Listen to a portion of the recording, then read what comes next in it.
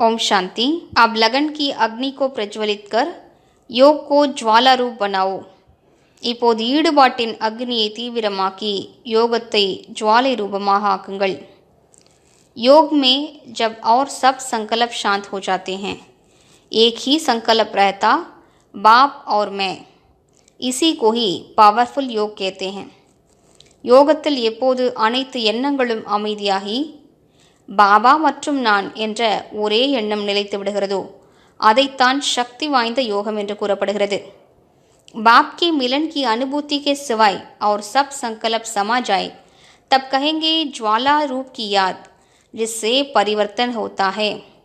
தந்தையின் சந்திப்பினுடைய அனுபவத்தை தவிர மற்ற அனைத்து எண்ணங்களும் உள்ளடங்கிவிட வேண்டும்।